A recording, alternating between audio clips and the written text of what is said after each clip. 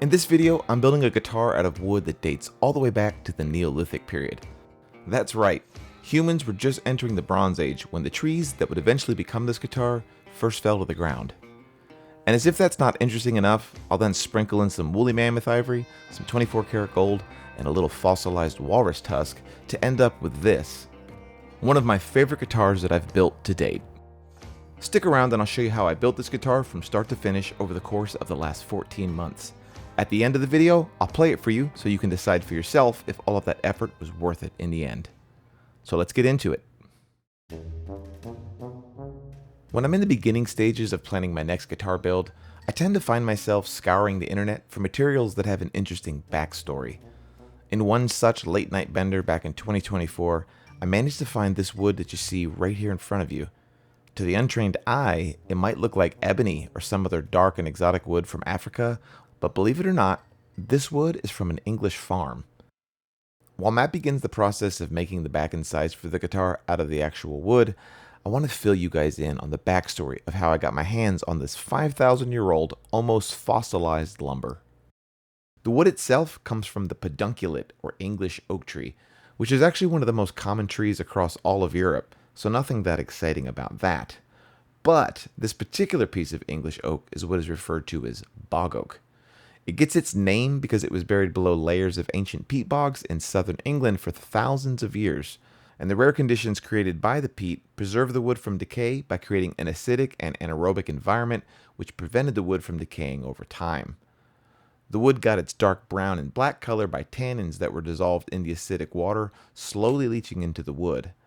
An interesting note here is that bogwood like this is actually in the early stages of fossilization, and if it had stayed in the ground for, say, another million years or so, it would have actually become coal. So this is basically a post-wood, pre-coal lumber. This particular piece of bog oak comes from something called the Hemplin's Hall, which is a famous bog oak discovery from over 50 years ago, where a farmer in East Anglia, England, found an entire ancient woodland buried just a few feet under his field. Instead of digging it all up right away, he actually covered it back up, figuring that future tools and techniques would do a better job of preserving it.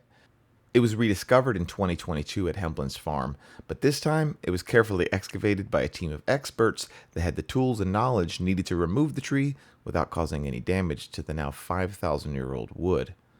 Once it was exposed to air, the race was then on to slowly dry it as to ensure it wouldn't disintegrate in the process.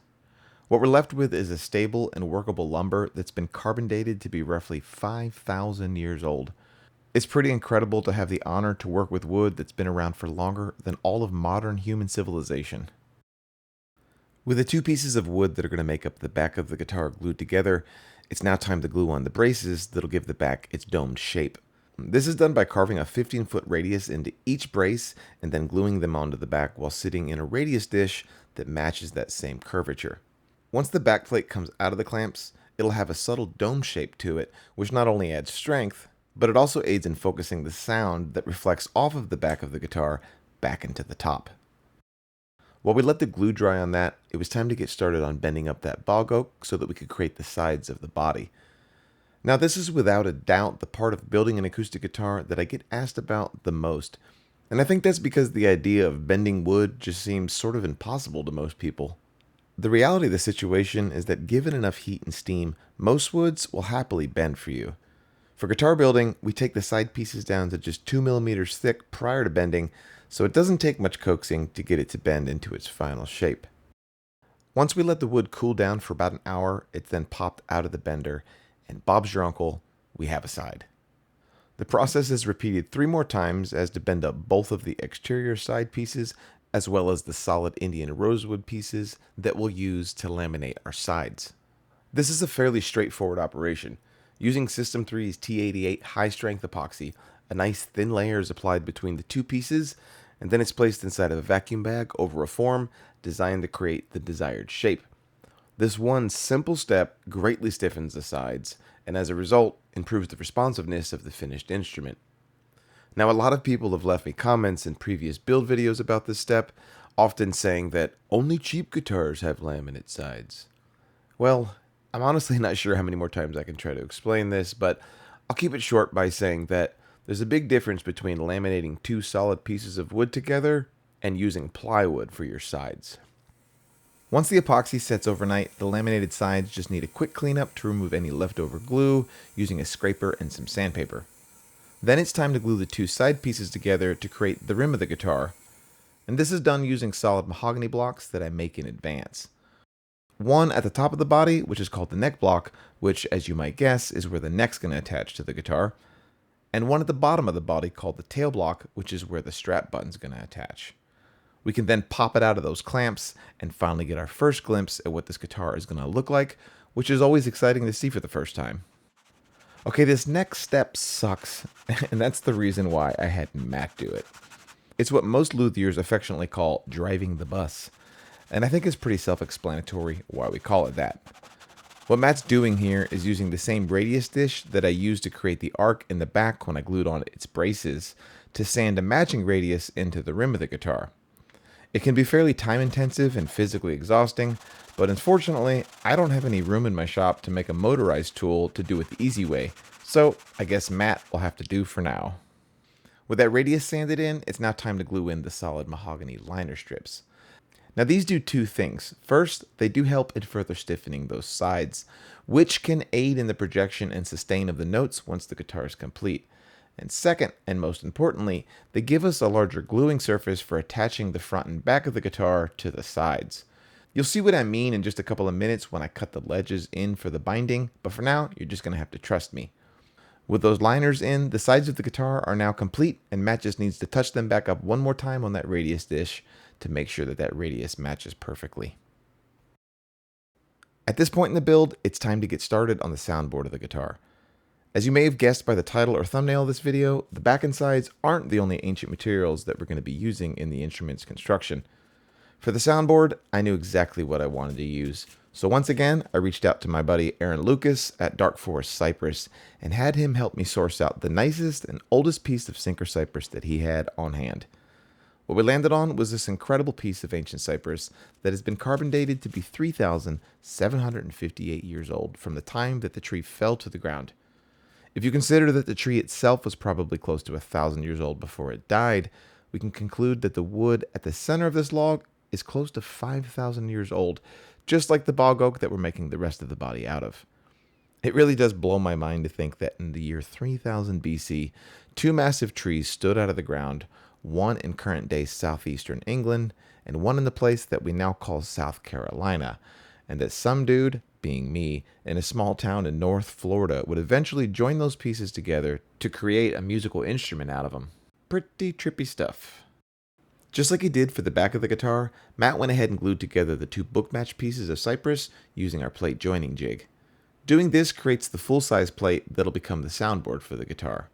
After that, it's run through the drum sander real fast to remove any glue squeeze out, and then it's over to the CNC machine to be cut into its rough shape, as well as to drill the all-important alignment holes that'll be used when the assembly begins in the coming steps. Okay, so it's time to make the rosette for this guitar, and Matt and I spent a good amount of time trying to figure out what exactly we wanted to do. Part of it was like, maybe we'll just do a wooden rosette and that'll be simple, but that would be a missed opportunity in my opinion, because remember, our back and sides for this guitar are 5,000 years old. And this soundboard is almost 4,000 years old from the time that it fell, which means it's at least a 5,000-year-old piece of wood from the time that it was a living tree. So we got on the internet, as you do, and we started trying to figure what was going on 5,000 years ago. And the first thing is the Bronze Age was actually in full swing, basically. So we figured we definitely want to use some bronze in the rosette. So we bought this piece of bronze that's going to allow us to put it on the inside and the outside.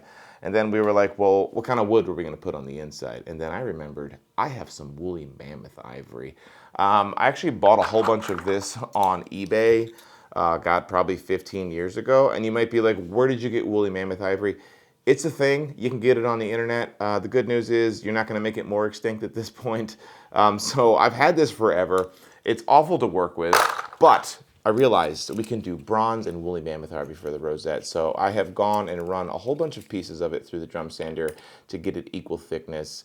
And what I'm going to do is then cut the rest of it on the CNC machine in these little pieces and then be able to put it all together. So we'll have this bronze ivory and bronze rosette that I think will look really nice.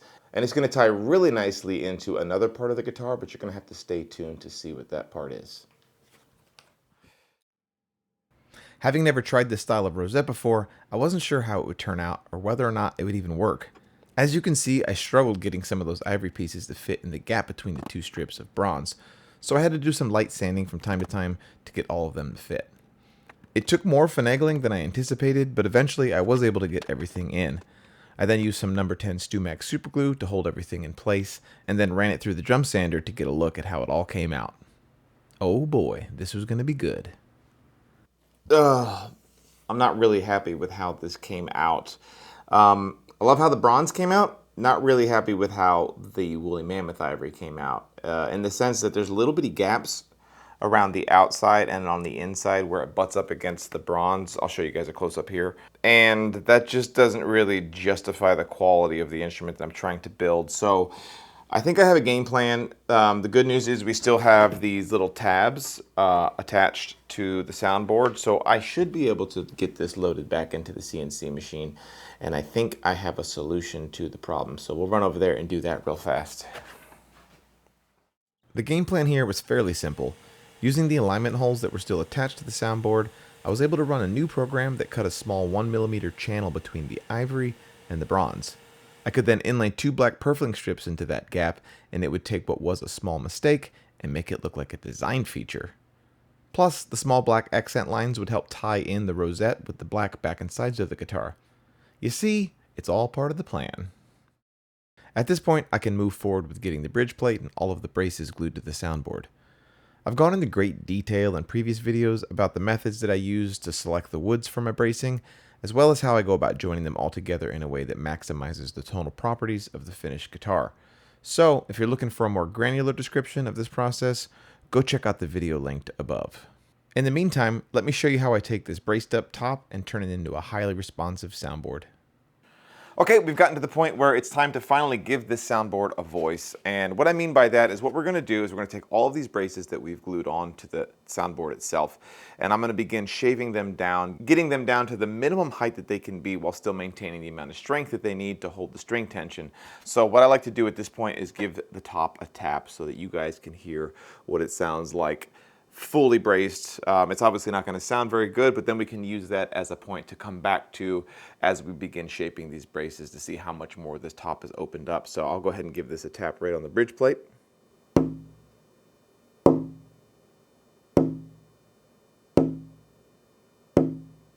So as you can tell, that note just decays and dies off really, really quickly. So yeah, we'll get it on our vacuum clamp and go ahead and begin taking these braces down. And kind of probably around the 60 to 70% shaved mark, I'll get back over here and give you guys another sense of what it sounds like.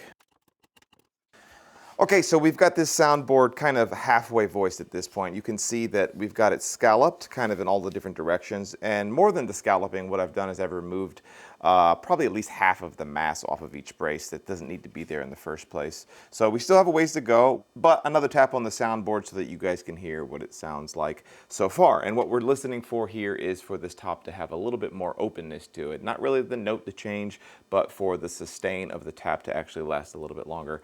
And I think we're beginning to get that at this point.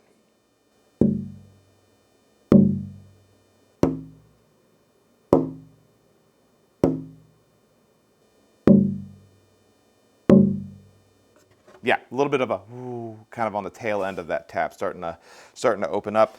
Mind you, Cypress, for whatever reason, does not have a very good tap tone to it. It's kind of counterintuitive, and I continue to be fascinated by it. This will probably be my, gosh, I don't know, 6th or 7th Cypress guitar, Synchro Cypress guitar, and they all sound pretty bad when you tap on them, but they all sound incredible once you string them up. Just keep that in mind. We're not going to get this bell-like ringing tone off of this Cypress, but I promise you it's going to be incredible sounding when it's all done. So back to the vacuum clamp and to some more chisel action.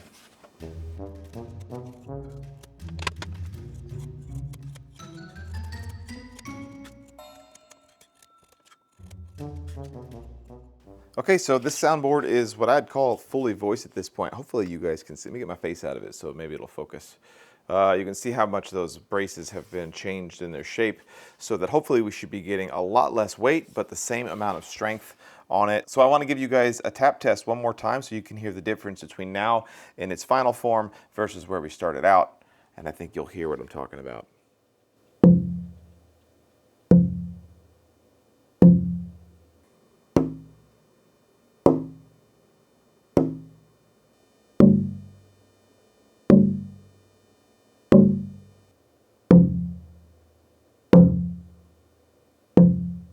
Yeah, man, that's sounding really nice. We're getting a little bit of harmonics going on. The sound is kind of traveling across the soundboard and fluttering around in different places and different nodes on the soundboard.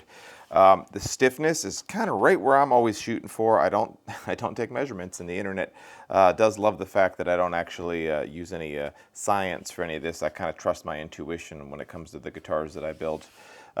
I do take notes, and I will be doing that next. So that does take us to what I'm going to be doing next. I'm going to be taking my calipers, going through and measuring everything. I'm going to write them down in my notebook so that I have a record of exactly how this soundboard was braced. So I'll go ahead and do that now, and then we can go ahead and get this thing prepped to be glued to the sides of the guitar. So we're getting close to closing up the body. The process of taking notes on the braced soundboard is crucial so that I can gather data on what works and what doesn't work as far as how a finished guitar sounds. If it does end up sounding different than I anticipated, I can check my notes to see if there's any obvious reasons on why it might sound so different. Over the years, having all the measurements from my past builds has greatly helped me when making decisions about how to brace a guitar. I'd go so far as to say that it's probably the best way to improve your guitar builds if you're following along at home on your own build. The process of closing up the body begins with gluing the soundboard to the rim of the guitar. Now I went ahead and prepped the sides off camera to accept the soundboard by notching the rim so that the braces would tightly fit into the sides. Once I was happy with the fit and certain that everything would line up perfectly, I could apply a light layer of glue to the rim and then clamp down the soundboard using our go bar deck.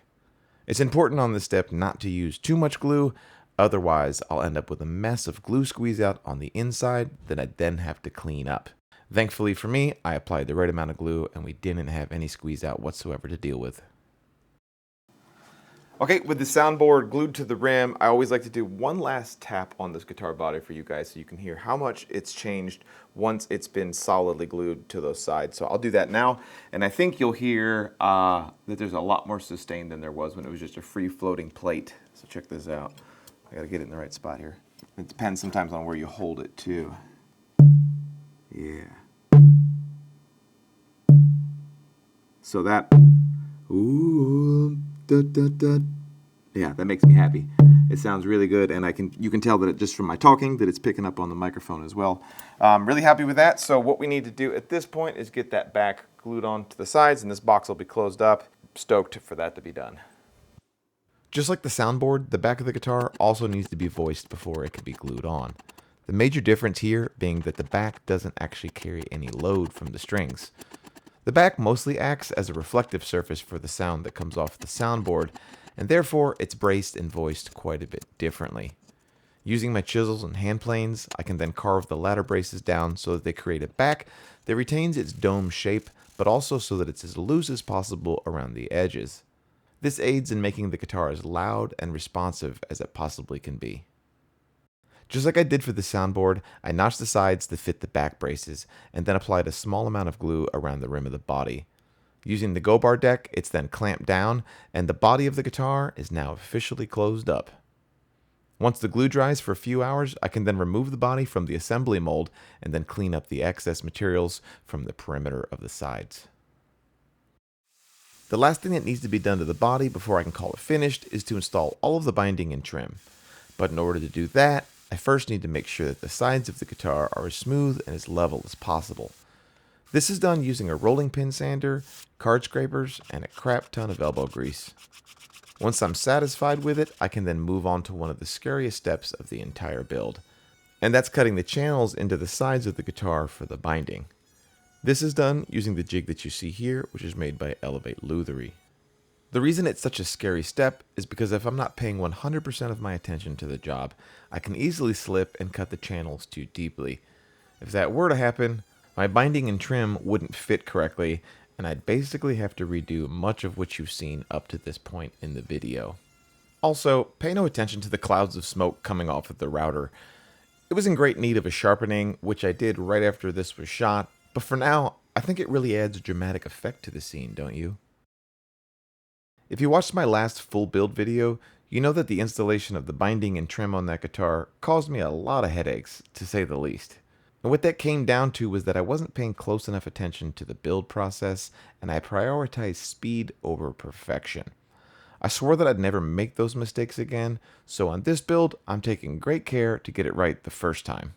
Instead of trying to install the snakewood binding at the same time as the white purfling, I decided to do them each separately so that I could be sure that everything was in perfectly before moving on to the next piece. Here I am using small amounts of superglue to tack in the white purfling around the top of the soundboard. I also wanted to have some of that white purfling strip wrap around the sides of the body, so I carefully glued another strip of white to the snakewood binding before I went about installing it onto the guitar. Now I could have tried to glue this on at the same time as I glued in the binding, but I wasn't going to risk having any issues this time around, so slow and steady was going to be the name of the game. Having installed the white strips separately, I could now focus on making sure that the snakewood was glued in without any gaps. I recently started using fabric reinforced strapping tape instead of paper binding tape for this step, and it seems to have really helped a lot with applying more clamping pressure.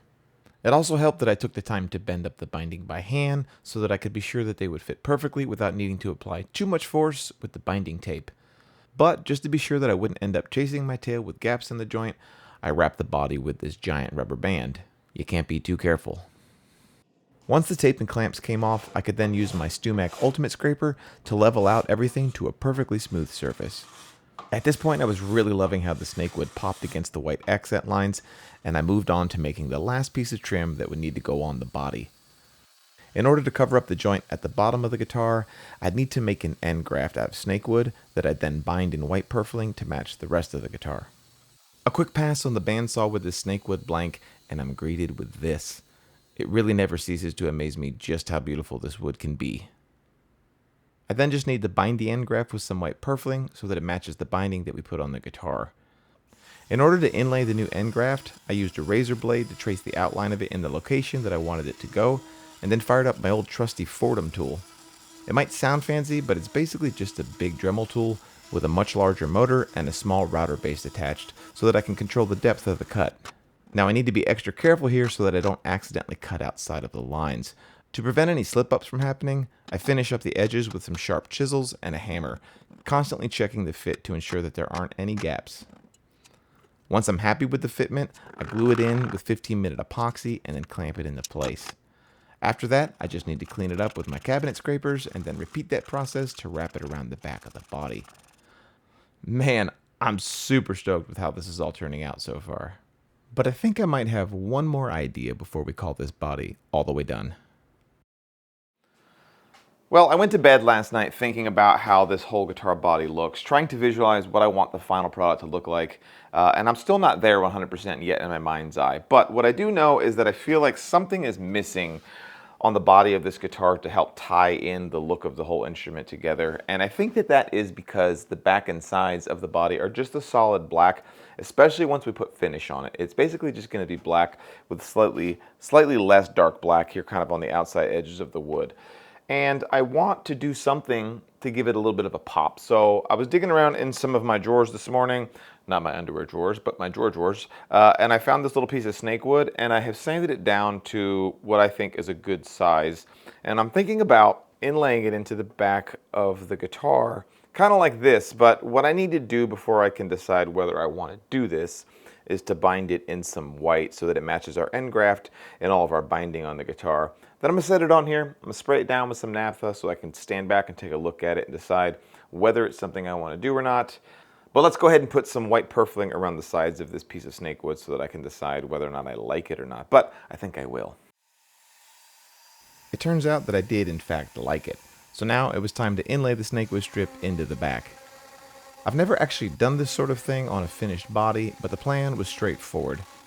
I'd be doing the exact same thing that I did to inlay the end graft that you just saw me do, but with the major difference here being that the back of the guitar is a lot thinner and more delicate than the end graft location.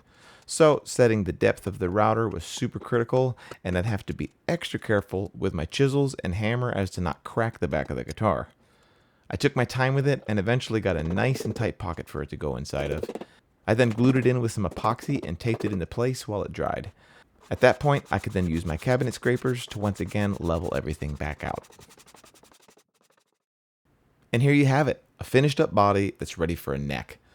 I'm spraying it with some naphtha here so that you can get an idea of what it's all going to look like under some finish. In the end, I'm really happy that I decided to add that strip of snakewood down the back, as I think that it really does help to tie all of the design elements together. For the neck of this guitar, I wanted to try something different than the typical mahogany or Spanish cedar that I normally use. And that's because I really wanted to use a wood that matched the color of the bog oak a lot better. With that in mind, I opted to go with the Wenge. Now this isn't something that you typically see very often in acoustic guitars, but it is becoming quite popular in the world of boutique basses. I personally love the stuff and think that it's going to be a great fit for this build. I had Matt process the Wenge blank on the CNC machine, where we used a program to hog out the rough profile shape, as well as cut the truss rod and 2 carbon fiber channels in the top of the neck.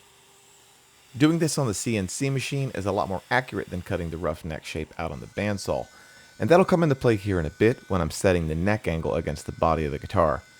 It also still leaves enough material that I can hand carve the final shape into the assembled neck, thus allowing for the speed and accuracy of a CNC machine, but still having the hand-carved feel to it when it's all said and done. At this point, I need to cut the mortise and tenon that I'll be using to attach the neck to the body, but this time I'm going to be doing it differently than I have in the past. And that's because I had a bit of an epiphany last year when we resto modded Rhett Scholl's Takamine. Now, we made a video about it if you're interested, but long story short, I ended up converting that guitar to a bolt-on system, but had to think outside of the box to pull it off. In order to convert it, I cut and glued a tenon into the neck using a different piece of wood. The result of this was a much stronger tenon that was made out of cherry. It also made the process of dialing in the neck angle a lot easier because I could do most of the work without the tenon being in the way. It's funny how that ridiculous project ended up giving me an idea on how to improve my guitar builds. I guess it just goes to show that there's no projects to be completed without having some lessons to take away from it. I have so much more confidence in the strength of this tenon, and my only regret is that I didn't think of it sooner. Using the same elevate lutherie jig that I used to cut the mortise into the neck, I then cut a matching pocket into the body of the guitar. This revealed another advantage to this new method, as I didn't have to change the setup of the jig when switching between the neck and the body mortises. I'm telling you, it really is a game changer for me during this step. Before I can move on, I need to glue in the 2 carbon fiber reinforcement strips into the neck. For this, I'll be using System 3's T88 epoxy because of its high strength. A little glue in the channels, and then I clamp it down to a perfectly level surface so that I can be sure that the finished neck is dead straight.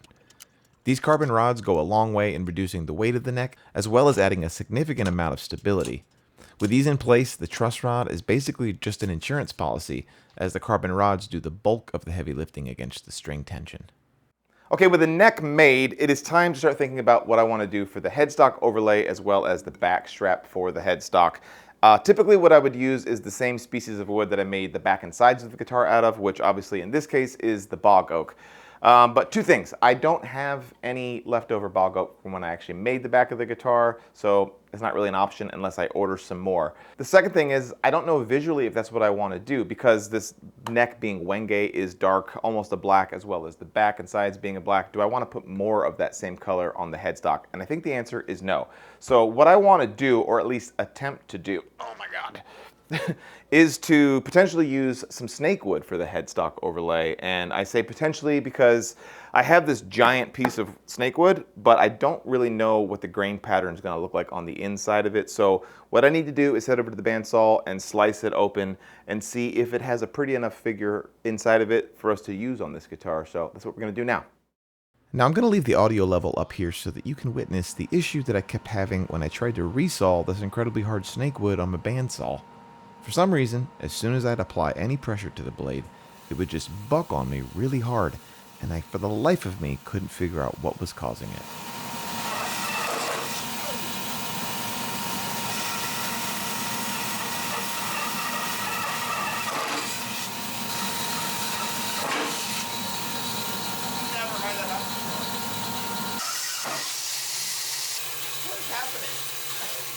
trying to cut through titanium. I think what's happening is that you're getting this buildup. Together. Let's try this again. From the top. What was that? There's a big electrical pop out of your motor back there. From the top.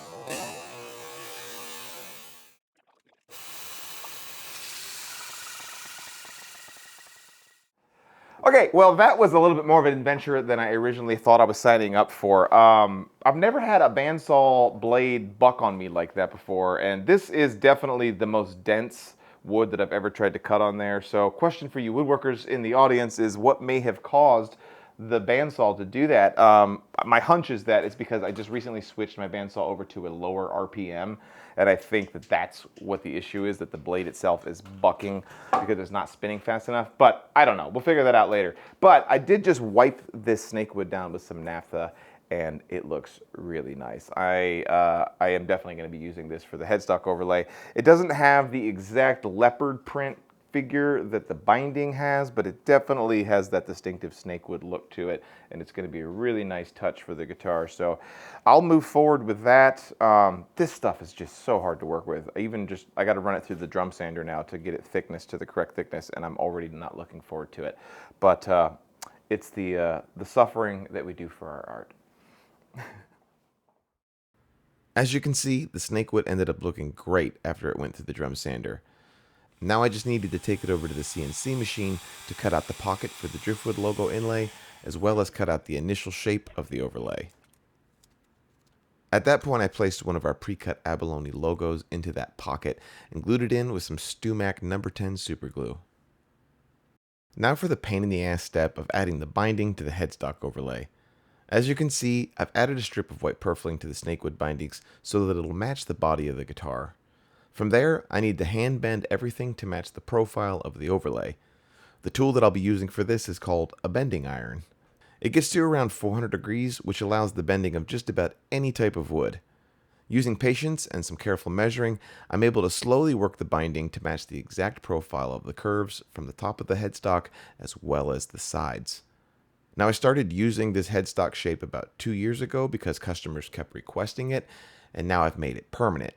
I really do love it, but man, the old square-shaped headstock was so much easier to bind. For example, I had an issue with this miter joint right here lining up correctly, so I ended up having to chisel it off and have a second go at it. It wasn't a big deal, but I certainly do find myself having to redo messed up miter joints a lot more with this new headstock design. In the end, I was able to get it right, and then I could move on to adding the white veneer to the underside of the overlay. I'm doing this because I really want the side of the headstock to have a white strip going around it to match the strips that are on the side of the body.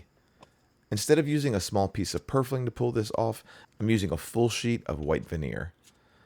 This method has the added benefit of adding a white accent line around the slots that I'll be cutting into the headstock in just a few steps. I know it might not look like much right now, but you'll see how all of this white trim is going to make this neck pop with detail very soon. In addition to the front headstock overlay, I also like to use one on the rear of the headstock, and that's because it provides two added benefits. The first one is that it just looks a lot nicer than not using one at all, particularly in the area of the headstock that transitions into the neck. And the second is that it adds a ton of additional strength to that same transition. This is one of the most common places for a guitar to break, and the combination of using two carbon fiber reinforcement strips along with this rear headstock overlay make my headstocks just about indestructible.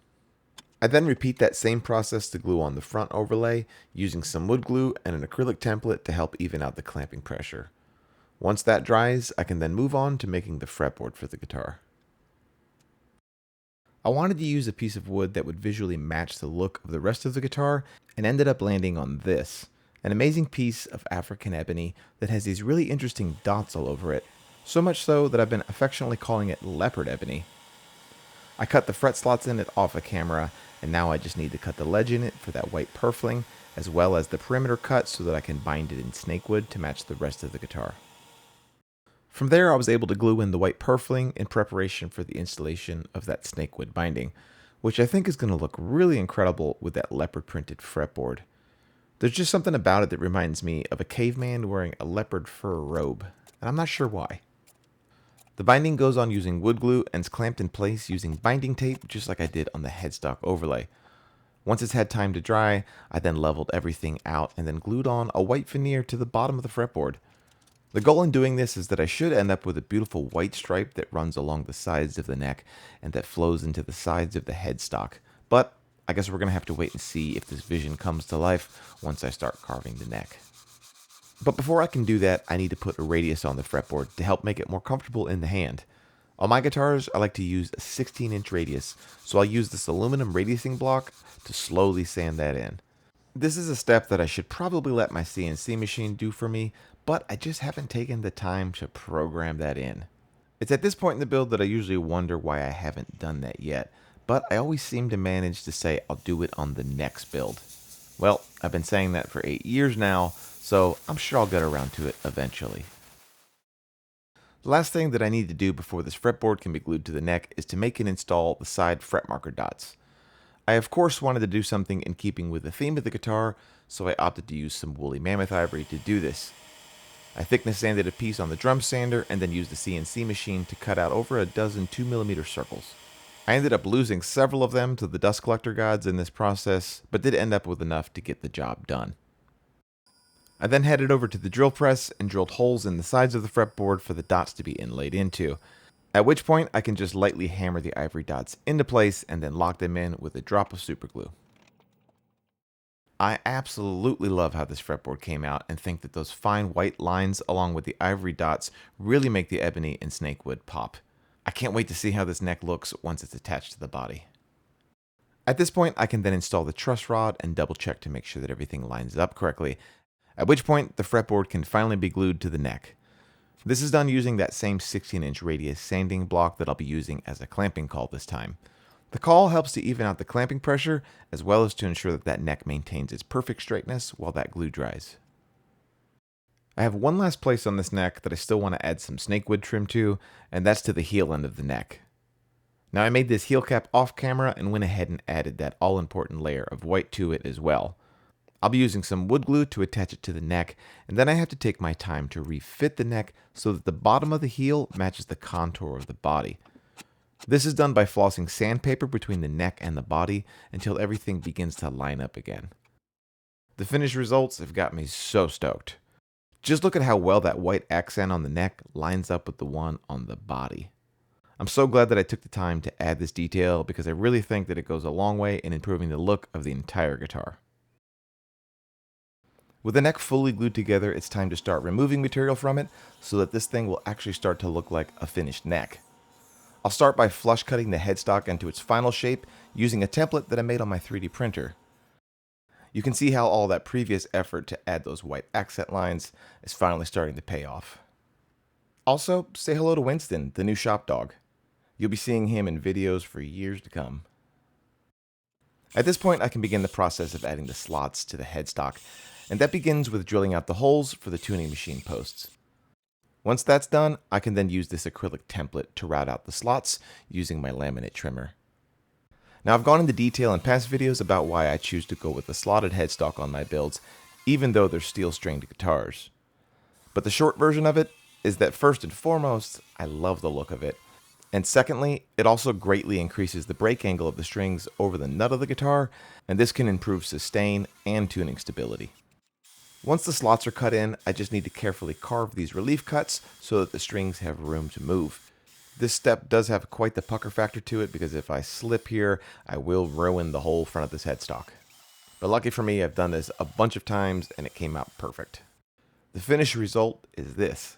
I just love how that layer of white underneath the front of the headstock reveals itself now, and I can't wait to see how this whole thing is going to look once it's all carved. Alright, it's time to talk about the inlays that I'm planning putting on this guitar. Up until now, I really wasn't sure whether I wanted to put anything on it in the first place because I'm really happy with the look of the guitar as a whole. I think that all of the wood choices that I've used really do a good job of kind of just representing the fact that we're using rare woods, and they speak for themselves. But the back and sides of this guitar being so special with this 5,000-year-old bog oak, I think there's a way that I can do something really simple on the guitar that'll help tell the story of this wood. And that's by inlaying what I have printed out here on some paper. This is an English oak leaf, and I've got two different versions of that leaf. And what my plan is at this point is to actually use some of this woolly mammoth ivory that I have right here. Let me move my face out of the shot so it'll, there we go. This is some woolly mammoth ivory that I'm planning on slicing down the middle and turning into two pieces, and then I'll use my handsaw and actually make these leaves completely by hand and then inlay them onto the guitar right here on the fretboard on the front, as well as one here on the back. And I think what that'll do obviously is help tell the story of the bog oak, or at least make people ask the question of what is the oak leaf for, which can then lead you to telling the story of the back and sides. But the other thing that it does is it gives me a little bit of a pop of that white that we have on the front of the guitar with the rosette. It lets me put that pop here on the back, as well as bringing some of that white up on the fretboard, which I think just gives more of a cohesive look to the guitar as a whole. Now, something else that I'd like to do, that is a hope that I can do, and we'll see whether or not it works or not, is that the veining on the leaf, instead of just scribing it all in place, I plan on using some of this, which let me get out of the shot so hopefully you guys can see it. Yeah, right there. That is actually 24 karat gold that I still have left over from a guitar that I built in 2019 for Rolls-Royce. And I have all of this gold wire left over that is worth a lot more now than it was even back then. And I think it'll be cool if I can actually use it to make all the veining in the leaf. Whether or not I can pull that off or not is TBD. So I guess we'll find out, right? So let's do it. Here you can see the printed oak leaves glued to the two pieces of woolly mammoth ivory, at which point I can now begin the process of hand cutting them out using my new Concepts jeweler saw. The ivory ended up being fairly easy to cut when you compare it to the abalone shell that I'm used to cutting, and this first step went a lot faster than I expected. You can see here that each leaf is slightly different than the other, and that's because I use photos of actual leaves to make these templates. To cut the channels into the ivory for the 24 karat gold to sit in, I used this tool that you see right here. It's something that I made all those years ago when I built that guitar for Rolls-Royce, and it's basically just a graver handle with an X-Acto knife head attached to it. I then reshaped that blade to be more of a scribe, and then touched it up on my Tormac sharpener so that it would cut through the ivory a lot better. At this point, I traced the lines of the veins using the graver while lightly hammering a channel into the ivory. Now, I had no idea if this would work, but there was only one way to find out. It ended up taking me 2 full days and several attempts to get this all to work right. So what I think I'm going to do here is just let you guys watch the process for a moment while I cut and hammer in the gold pieces into the ivory.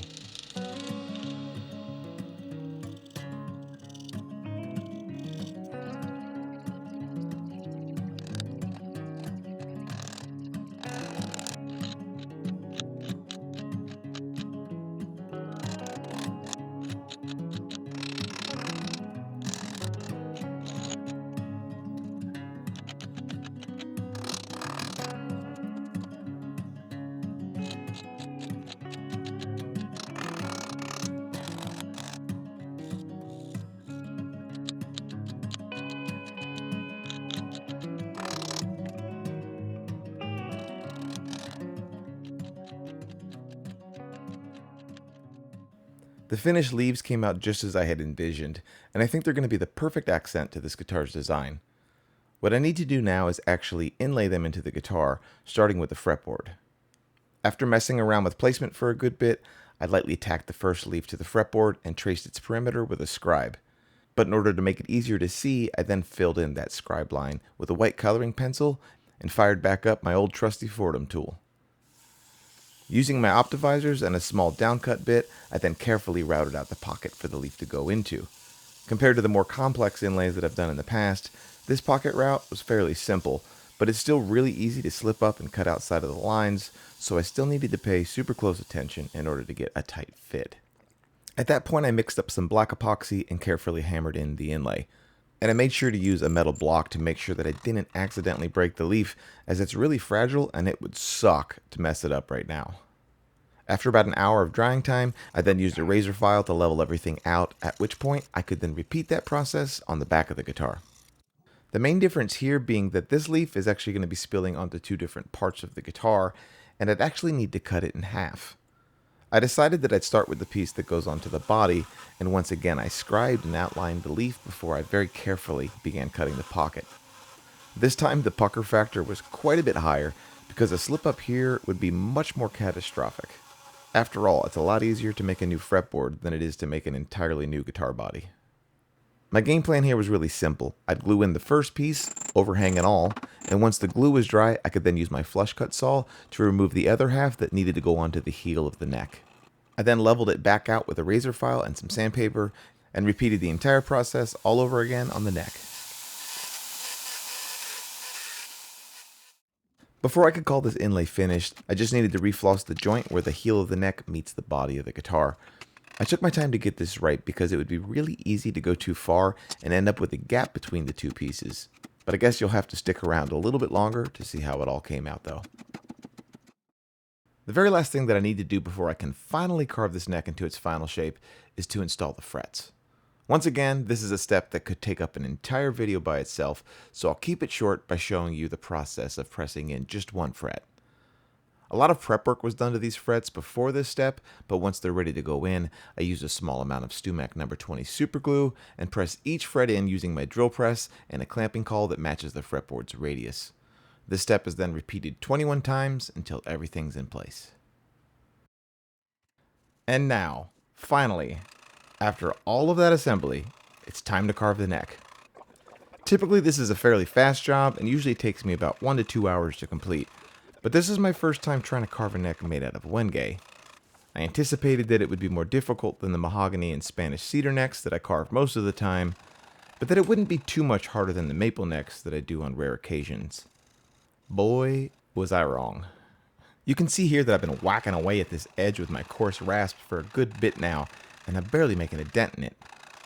Keep in mind that the footage you're seeing right here is sped up by 20 times its normal speed. I quickly realized that this was going to take way longer to carve than I expected, so there wasn't anything for me to do but to put my head down and carve. After about an hour and a half, I finally had the main portion of the neck finished up and I could smooth it over with some sandpaper before it was time for me to move on to the neck to headstock transition area. This is the most satisfying part of the job because I finally get a chance to see how that white veneer that we placed under the back of the headstock is going to look.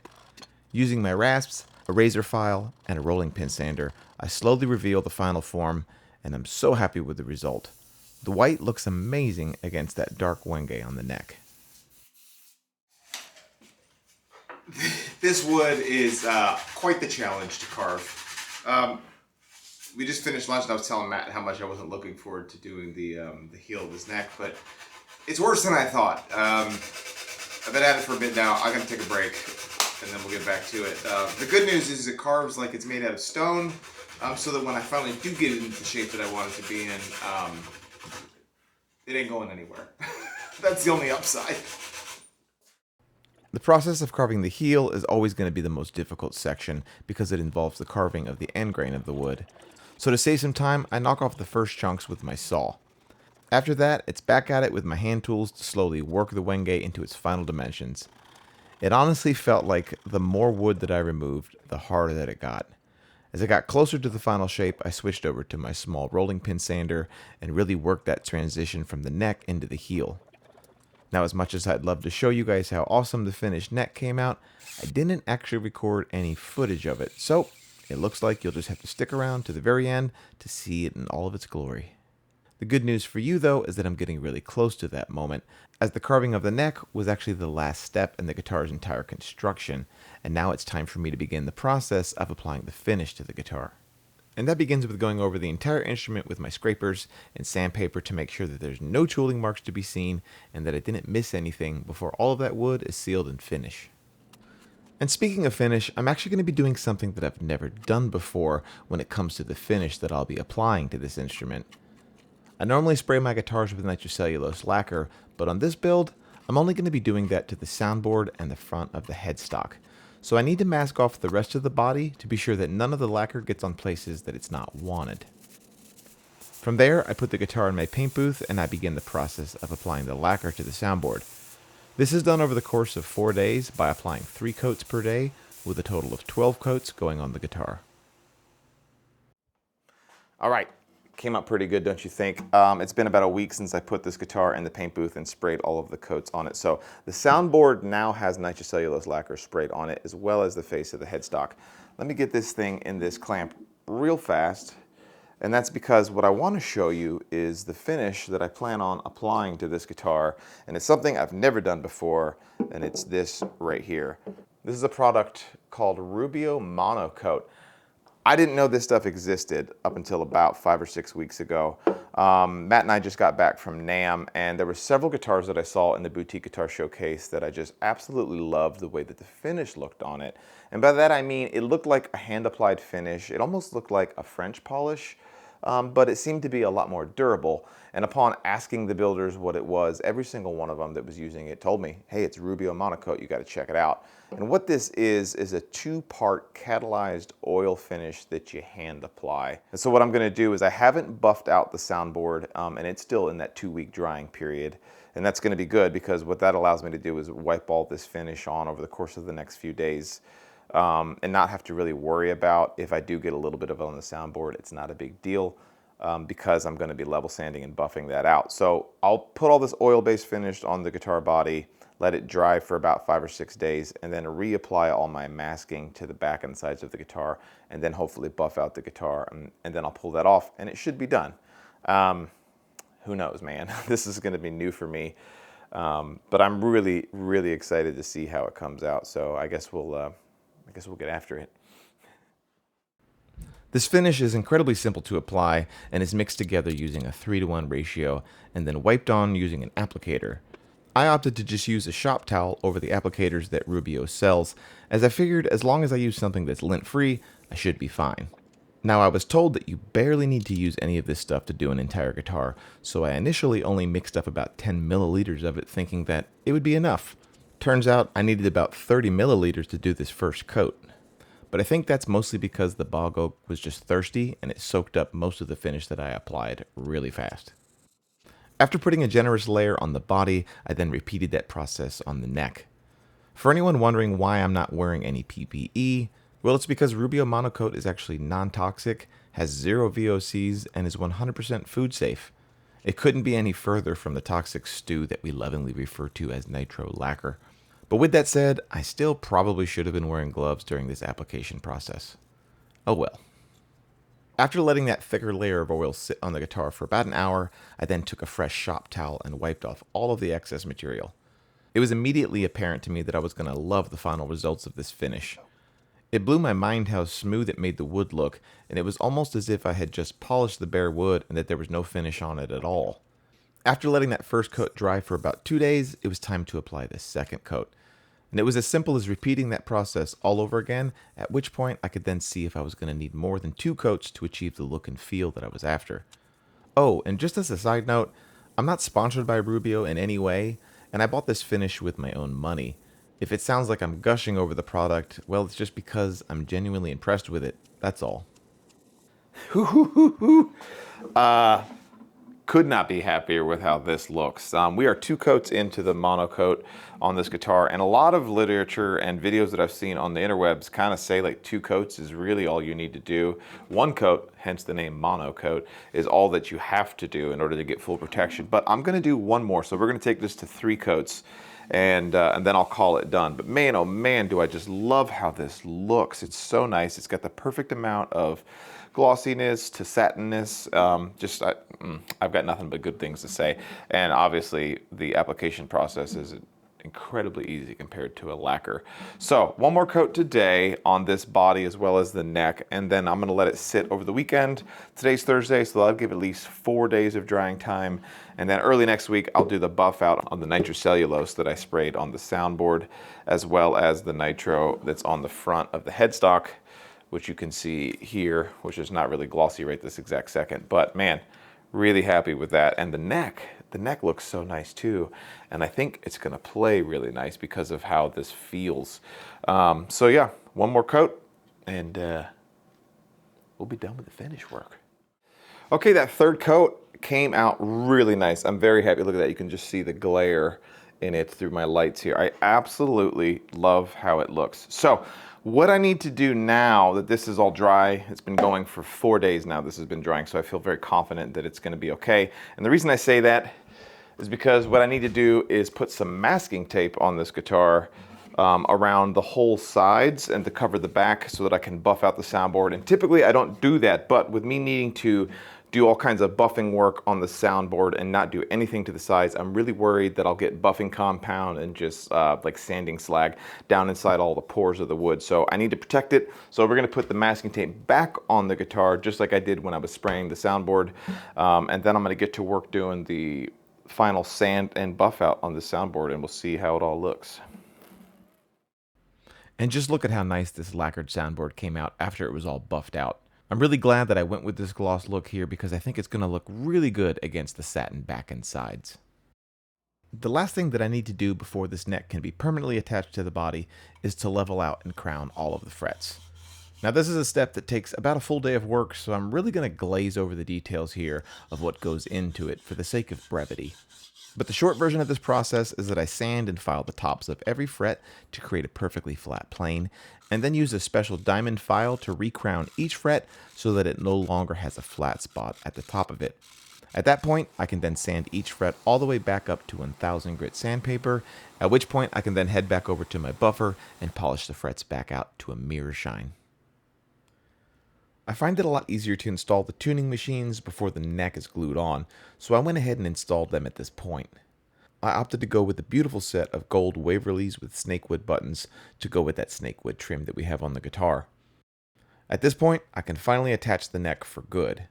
This time, in addition to the bolts, I'll also be using a small amount of glue to attach the fingerboard extension to the soundboard. While I'm waiting for the glue to dry, I figured I'd go ahead and get this bridge made. I had this piece of leopard print ebony set aside just for this purpose, as I think it's going to look awesome with the fretboard. I'll let my CNC machine cut out the initial profile as well as the saddle slot, and then do all of the rest of the carving by hand. I first start out by shaping the wings down using my drum sander with the cover pulled off. I know it's a non-conventional use of this tool, but who says there's only one way to do something? At this point, I use a combination of rotary files, rasps, files, and sandpaper to carve the belly of the bridge, as well as to smooth everything out so that I can then take it over to my buffing wheel and give it a good polish. The finished bridge looks absolutely amazing, and I can't wait to see how it looks attached to the soundboard. Off camera, I carefully removed any finish from the area that I'd be gluing the bridge to, and then applied just enough glue to the two pieces to get the job done, and nothing more. It's really easy to go nuts with the glue in this step and then leave yourself with a mess to clean up after the glue dries.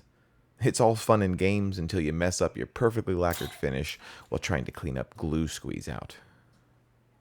Well, with the bridge on the guitar, the only thing really left for me to do before I can put strings on it is to make a nut and a saddle. And typically what I would be doing is making those out of cattle bone. But this guitar is so special that I decided that why don't we make the nut and saddle out of something that is really unique, something that is also pulled out of the ground and ancient, just like all of the other things on the guitar. So what I want to do is I want to try to make the nut and the saddle out of these. Well, what these are pieces of fossilized walrus ivory. So these are from their tusks, and it's completely legal to harvest as long as you do it in a legal way, and they're very common to be found in northern Alaska. So I'm a little nervous because I've never actually cut this stuff myself. I have purchased walrus ivory before it's been cut into its rough shape, but never in this form before. So I was told that what I need to do is actually sand a flat spot and then hot glue it to a piece of wood, and then I should be able to process it on my bandsaw pretty straightforward after that, but I've never done it, so a lot of unknowns. But my goal is to hopefully capture some of this inside stuff. The core of it has this really beautiful kind of almost Parmesan cheesy look to it, and I would really love to capture some of that, or at least some of the color streaking that's inside the ivory itself. It's almost a shame to do anything with it because it's so beautiful. I mean, look at this. It's just beautiful.